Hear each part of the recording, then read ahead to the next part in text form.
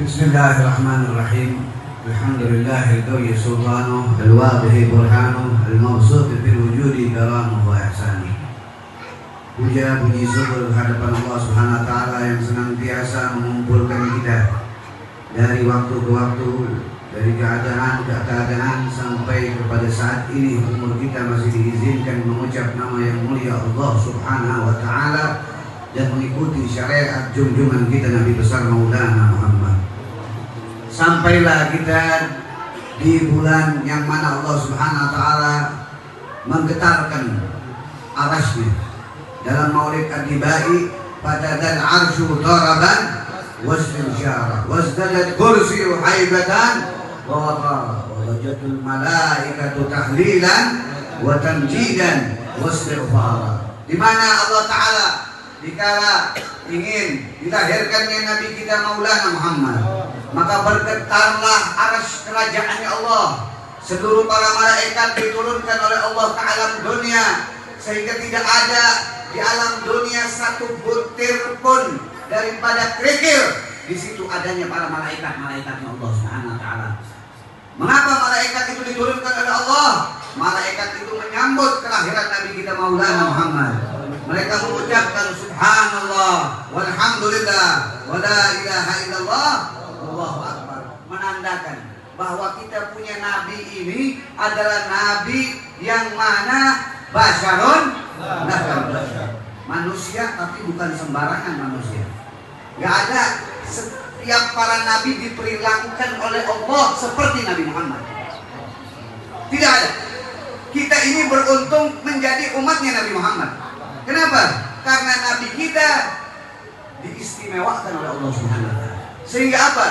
Sehingga Allah Subhanahu wa taala menjadikan kita ini sebaik-baiknya umat. Dalam Al-Qur'an Allah mengucapkan apa? Kuntum khairul ummah. Sebaik-baiknya umat adalah umatnya Nabi Muhammad. Kullu ummati yadkhuluna al-jannah. Semua umatku masuk surga. Sampai Rasulullah nanti di akhirat diberikan kekuasaan oleh Allah Subhanahu wa taala, sampai puas. Cari umatmu. Ada orang yang hidupnya itu tidak pernah sholat, tidak pernah puasa, tidak pernah zakat, tidak pernah haji, tidak pernah ngamalkan amal soleh. Hidupnya cuma satu, dikala dia pengen kawin, dia syahadat. Asyhadu an la ilaha illallah wa asyhadu anna Muhammadar. Udah itu dia maksiat terus. Namanya Zuhainah. Dikasih tahu melalui. Namanya masih pembinaan dia. Dia bakal masuk surga. Nah, kita disebutkan namanya melalui. Zuhainah namanya. Orang semua udah pada masuk surga kecuali dia. Ini si Zuhainah amalannya cuman mengucap asyhadu an la ilaha illallah wa asyhadu anna Muhammadar Rasulullah. Itu juga gara-gara pengen kawin. Kalau dia nggak pengen kawin, kali nggak syahadat. Apa yang terjadi? Nabi nggak mau masuk surga dulu sebelum si Zuhainah ini masuk surga. Ditungguin sama Rasulullah, ditungguin sama Nabi Muhammad, sampai puas Rasulullah cari umatnya di padang mahsyar nanti, dikarenakan cintanya Rasulullah SAW kepada umat. Setelah ketemu si Zuhainah, dicari sama malaikat Malik, akhirnya Rasulullah pun masuk ke dalam surga. Ini menandakan begitu cintanya Nabi kita Maulana Muhammad.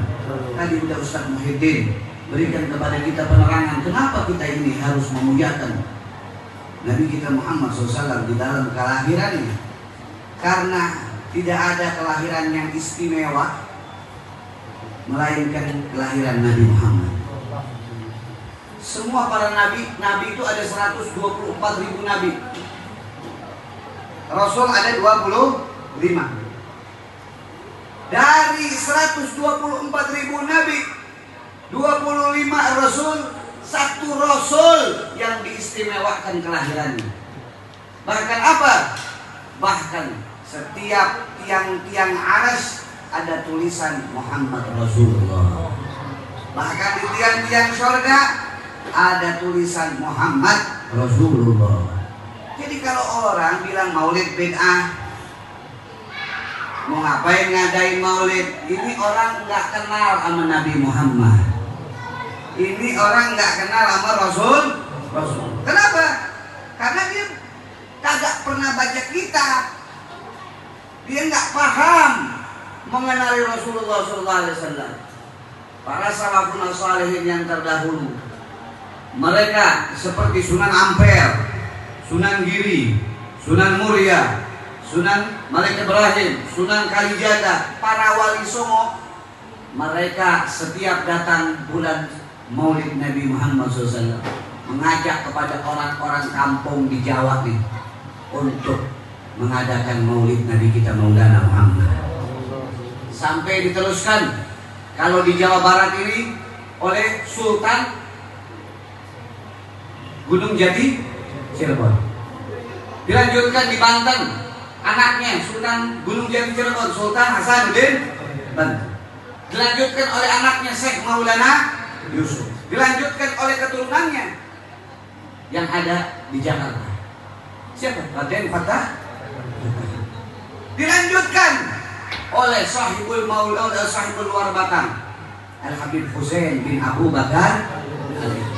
Dilanjutkan lagi oleh Habib Ali bin Abdurrahman Al-Habsyi Kuitan.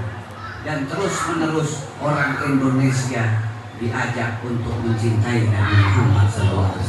Sampailah kepada kita sekalian. Sehingga tidak aneh kalau di Jakarta, di Depok, di Bogor datang maulid, pasti kiai, ustadz, muallim, habaib, orang kampung, mereka itu mengucapkan ya Rabbi salli ala Muhammad, ya Rabbi salli alaihi wasallim. Mereka mengucapkan ya Nabi salam alaika, ya Rasul salam alaika, ya Habib salam alaika, salawatullah alaika. Ini dikarenakan apa?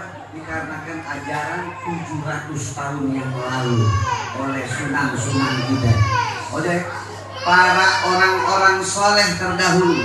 Sehingga apa? Sehingga kita merasakan nikmatnya sekarang. Nih, kayak bapak-bapak kita di sini. Ya. Ini semua tidak mungkin mengenal agama Islam melainkan ayah-ayah mereka mengajarkan untuk berpegang teguh kepada la ilaha illallah Muhammadur Rasulullah. Nggak mungkin orang Depok yang ada di sini dia duduk di majelis semacam ini dikarenakan dulu kakeknya pun nikah ke Empang Bogor, ke Sultan Maulana Hasanuddin, ke Cirebon. Nah ini jalannya sama semua. Mereka ini mengajar untuk kita selamat mengikuti Nabi kita Maulana Muhammad. Dan tadi telah dijelaskan, kalau saja kita bersalawat kepada Rasulullah akan tergabul hajat kita 70 di akhirat, 30 di dunia. Maka yang paling luar biasanya orang yang mengadakan maulid semacam ini di masjid, di mushola, di rumah-rumah, yang paling untungnya apa?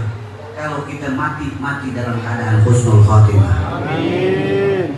Siapa yang bisa jamin orang mati husnul khotimah? Ada kan? Dia ahli ibadah, jidatnya hitam. Hah? Kasarnya begitu. Atau apa lagi? Udeng-udengnya segede nampan gini, imamahnya. Atau apa lagi? Pekerjaannya, amalan-amalan solehnya banyak, tapi bisa jamin nggak dia masuk matinya husnul khotimah? Nggak ada yang bisa jamin. Tidak ada yang bisa jamin. Tapi Imam Suyuti mengucapkan, barang siapa yang dia membacakan maulid di masjid, di rumah-rumah, ataupun di dalam keadaan apapun, dikala datangnya bulan Maulid ataupun di luar bulan Maulid, maka bila dia mati dalam keadaan husnul khatimah. Ini mahal kali ini mahal. Kita sholat aja nggak, belum tentu kita tahu sholat kita diterima apa enggak. Kita puasa belum tentu tahu puasa kita diterima apa enggak. Lah kita punya hati kadang-kadang jelek. Nah, benar nggak? Hati kita kadang-kadang jelek. Hah? Punya riak, benar nggak? Kita pengen dilihat orang, benar nggak? Sholat pengen dilihat orang. Apalagi puasa kadang pengen pahalanya gede. Kalau dapat pahalanya gede, kadang tahajudnya malas. Udah tahajud diomongin, gue baru tahajud tadi malam gitu. Riak lagi. Belum baca Qurannya. Kadang baca, kadang kagak. Datang bulan Ramadan, lu udah berapa kali khotam? Dikata begitu. Aku 2 kali, aku 4 kali. Padahal sekali juga kagak. Cuman pengen apa? Pengen dikata Masya Allah. Nah ini kita, sifat kita, amal kita. Andalannya apa? Kalau kita punya riya, itu amalan hancur. Berarti kalau hancur, pekerjaan kita untuk masuk surga, inna lillahi wa inna ilaihi raji'un. Berarti apa? Yang harapan kita masuk ke surga tidak lain, bersalawat tadi kata Ustaz Muhyiddin. Mau dia dalam keadaan riya maupun tidak riya, tetap pahalanya dapat, tetap diterima selawatnya, tetap dia kalau baca selawat, baca maulid, bila mati dalam husnul khatimah. Cuman syaratnya satu, kita ini kagak boleh buruk sangka sama Nabi Muhammad. Kita harus husnuzon. Tadi Ustaz Muhyiddin bilang, kalau pengen punya hajat ini, pengen punya niat ini, pengen apa segala rupa, kita baca selawat. Anda udah baca selawat nih 1000 kali, kok tak gobul-gobul hajat Anda? Nanti selawat ini sih dolar. Ada selawat dolar, pengen dolar. Ada selawat tanggukan. Ada selawat apa lagi? Selawatnya bener-bener buat Nabi. Bayangin wajahnya Rasulullah. Kalau nggak bisa bayangin wajahnya Rasulullah, bayangin perjuangannya Rasulullah. Nggak bisa bayangin perjuangannya Rasulullah, bayangin perjuangan sahabat Rasulullah. Lihat, kalau kita korban buat bikin maulid kayak begini, paling 10 juta habis, 15 juta habis, 20 juta habis. Paling gede kalau habib-habib kiai-kiai bikin maulid 200-300 juta habis. Lihat sahabat Nabi Muhammad, tangannya sampai putus buat ngebela Rasulullah. Bahkan kepalanya sampai putus buat ngebela Rasulullah. Sayyidina Ja'far belajar, semua badannya penuh dengan panah dikala ingin membela Nabi Muhammad SAW. Oleh karena itu, kita ini nggak disuruh bikin acara, suruh hadir, suruh baca maulid Nabi Muhammad SAW. Pakai alasan ngantuk nih, yang selamanya kelamaan. Terus apa lagi? Hujan. Terus apa lagi? Lagi meriang. Terus apa lagi? Apa lagi alasan dikata? Padahal nggak pakai bayar, nonton bioskop pakai bayar, dijabatin, bawa. Apa lagi? Kalau ada dangdut di sana, pasti, saya dandan paling rapi, bawa. Tapi bagian ngaji, innalillahi, alasannya bayar.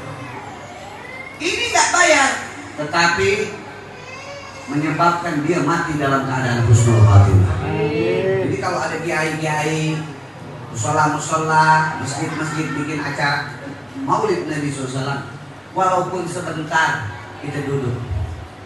Untuk apa? Untuk memuliakan Nabi besar Maulana Muhammad.